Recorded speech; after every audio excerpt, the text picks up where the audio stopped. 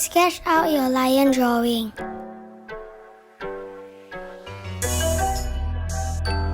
Trace the outline with a thin marker.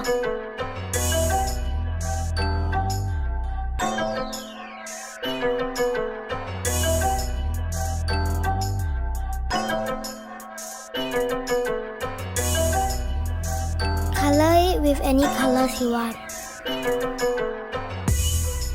Cut out the shape of the lion. Fold a piece of color paper in a zigzag pattern.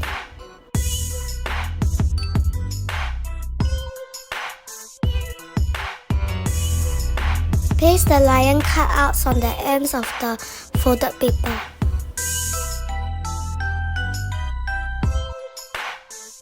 Paste 2 sticks behind the head and tail of the lion.